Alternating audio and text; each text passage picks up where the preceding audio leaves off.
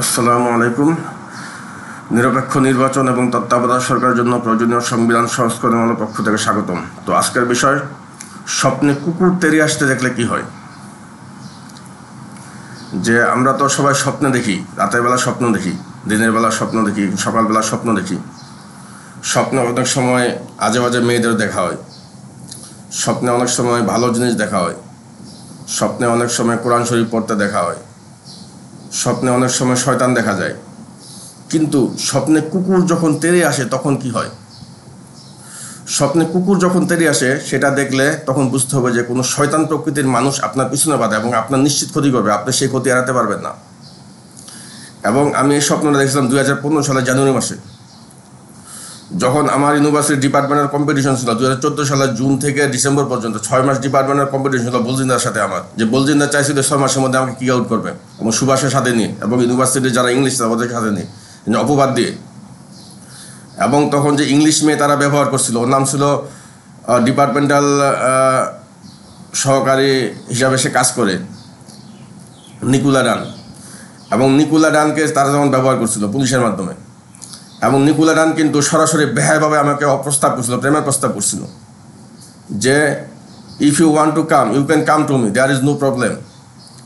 ও সরাসরি বলছিল যে তুমি আমার কাছে আসতে পারো, কেউ কোনো ক্ষতি করবে না।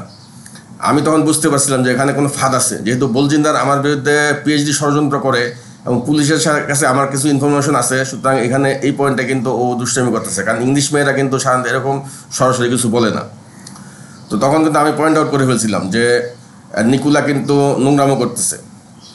এবং তারপর থেকে কিন্তু আমি নিকুলার সাথে আমি আর কোনো কথাবার্তা বলিনি, এবং ওর কাছে যে আমি একবার গেছি তারপর আর জীবনও আমি ওর কাছে যাইনি।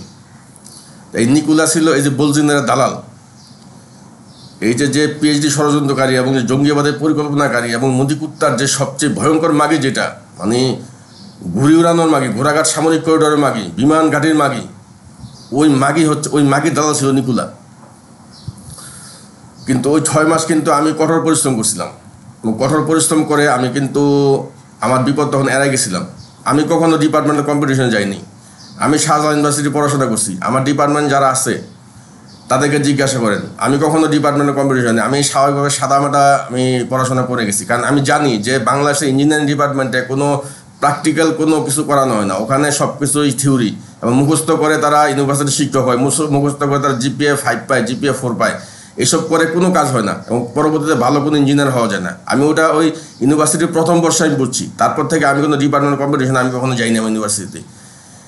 কিন্তু তখন আমার কম্পিটিশন দরকার ছিল, যেহেতু আমার ইমিগ্রেশনের সমস্যা, আমার 10 বছর ইমিগ্রেশন নষ্ট হবে যদি আমি আউট হয়ে যাই, তারপর আমার পিএইচডি নষ্ট হবে, আমার যেহেতু টাকা দেওয়া আছে 10-15 লাখের মতো টাকা আমার জমা দেওয়া আছে, সেই টাকা কিন্তু আমার নষ্ট হয়ে যাবে। কিন্তু সেখানে তখন কিন্তু আমার বিষয়টা জরুরি ছিল, এবং তখন আমি কম্পিটিশন নিছি এবং আমি কম্পিটিশন করছি, আমি বলতে পারবো আমি কম্পিটিশন করছি তখন, এবং আমি কিন্তু কম্পিটিশন জয়যুক্ত হয়েছি।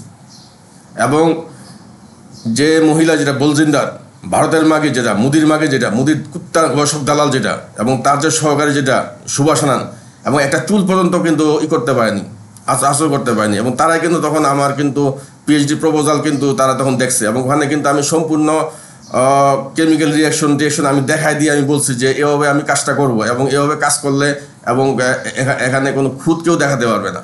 কারণ ওই পিএইচডি পরিকল্পনার মধ্যে আমি সমস্ত কিছু আমি ব্যাখ্যা করে আমি দিয়েছিলাম তখন, এবং ওরা কিছু করতে পারেনি। কিন্তু তারপরেও কিন্তু তারা ষড়যন্ত্র করছে, এবং নিকুলা যে বেহায়া মেয়ে, যে ইংলিশ মেয়ে, যে নিকুলা যে বলজিন্দারের দালাল, এই নিকুলা হচ্ছে গিয়ে একটা বেহায়া মেয়ে। সে কিন্তু আমার কাছে 6 মাস আগে প্রেমের প্রস্তাব করছে।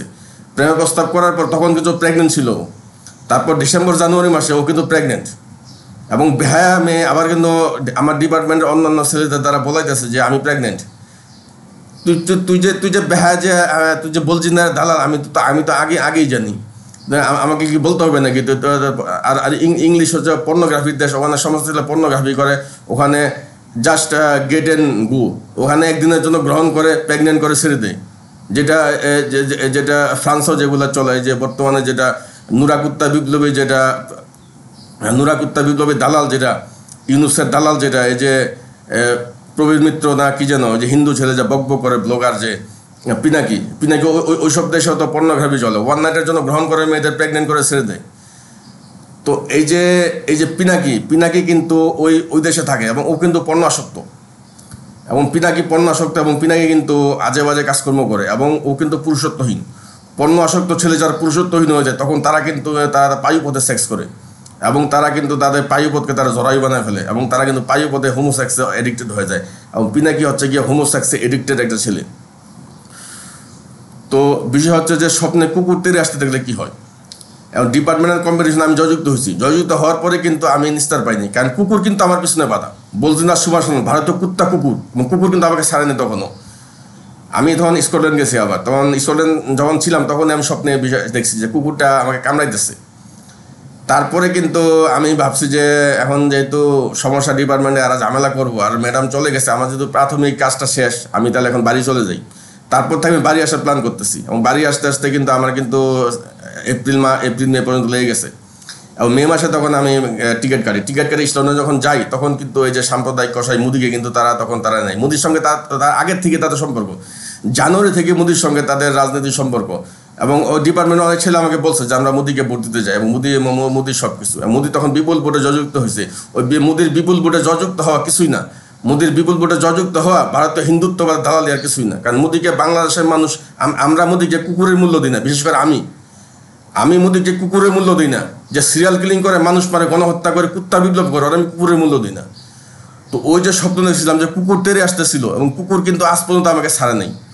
এবং ওই যে ইমিগ্রেশন রেড ছিল, ইমিগ্রেশন রেডের পরে কিন্তু ওই কুকুরের কামড়ে ছিল, ওটা ওই বলজিন্দা সুভাষায়নের কামড় ছিল, তারাই কিন্তু পুলিশ পাঠাইছিল, এবং নিকুলা এবং পুলিশ কিন্তু তাদেরকে মদত দিছিল তখন। তার পরবর্তীতে মহেন্দ্র সিং কোটা যখন করলো, এর আগে যে 1 মাস তারা হত্যা চেষ্টা করলো, এগুলো কিন্তু কুকুরের কামড়ে ছিল কিন্তু। এবং কালকা কুকুর কিন্তু তখন কিন্তু আবার কালসাপ হয়ে গেছে, তখন এরা কালসাপ হয়ে যায়। আজকে কিন্তু কুকুর না, আজকে কিন্তু কুকুর কিন্তু কালী গোখরা, কালা জাদু করে। কালা জাদু কি? কালা জাদু করে গিয়া সবচেয়ে বেহায়া মানুষ যারা, পৃথিবীতে সবচেয়ে নিকৃষ্ট সমাজ যারা, পৃথিবীর মধ্যে সবচেয়ে নিকৃষ্ট সমাজ যারা, তারা কালা জাদু করে।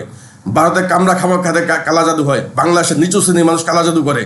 বাংলাদেশের সবচেয়ে অপয়া যারা, বেহায়া যারা অপরে ক্ষতি করে ছাত্রছাত্রী, তারা কালা জাদু করে। ওরা কালা জাদু করে আমাকে আজকে 10 বছর পর্যন্ত বন্দি করে রাখছে, এবং তারা চালাইতেছে।